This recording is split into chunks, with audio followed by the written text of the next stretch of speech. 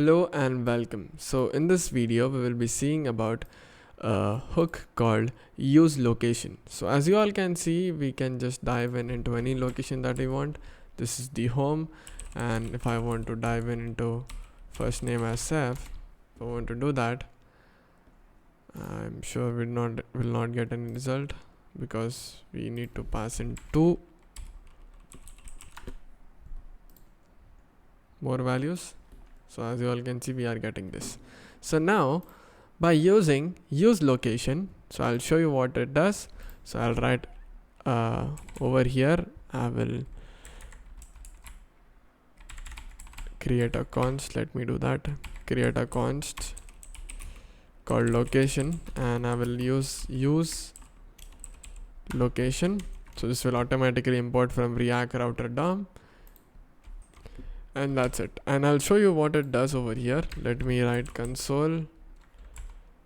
Okay, not over here. Let me write, let's see if it would work over here. Let's write console.log location. Let's do that. Let's open up our inspect so that this thing finish the loading up. Oops, why is this not performing? So as you all can see over here, I have this console.log. Okay, so over here I have, let's go to console.log. so as you all can see, we are receiving some data over here. We're receiving an object. So over here I have hash and the path name. As you all can see, I'm getting the exact path name that we are at. So if we are at this path name, so we are getting the path name over here. So now if I want to, for some reason, as you all can see, like I'm getting the path name, I'm getting the path name, I'm getting the search and hash and all that stuff. So now let us suppose only if someone reaches over here, someone reaches to this parameters like contact /sef/khan, only then I want to show a component, like I want to show a button over here that welcome. So I can do so by writing, well, first things first, I will wrap this up inside a fragment. I can also wrap this up inside a div, but I'm just gonna, I don't know, it's my wish. So over here I will write h2 telling that the location is location dot path name over here. As you all can see, path name. So this would get us the location, if I'm not wrong. Let me close off this one. Yeah, so the location is this one. As you all can see, we are getting the exact location, the location this one. So now I just want to check if the location is this thing, only then I want to show some button over here. So let's do that by embedding JavaScript inside it. So I'll do that by writing curly braces, and I will write location dot path name. I'll use a ternary operator, double equals to, and I will write user, contact. You know what, I'll just copy the same thing that is over here. Let me do that.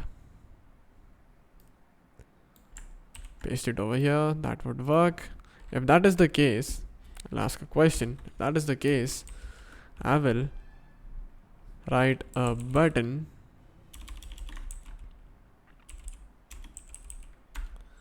and I will write on.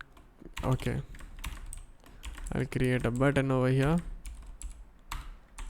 telling welcome Saif Khan, and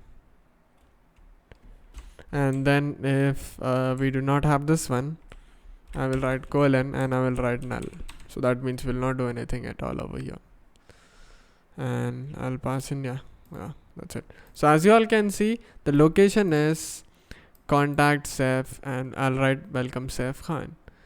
And now if I change this thing to Saif, for some reason RUSH, Saif Rush, I wouldn't get that button over here. Similarly, I can if this was a path for like this path over here, if this is the path, then I would show the this Doctor Sleep over here, this movie over here. Similarly, if I'm making that type of a website, so I can, instead of showing a button, I can show a component. So that would like basically decrease the amount of code that I have, and this would actually help us work a lot better. So yeah, that's it for this video. This is what useLocation is, and this is what useLocation is used for. There are like many uses. You can just do a quick Google and find out the uses of it. But then there is one more hook left, that is called use history. That is a very important one. So see you all there.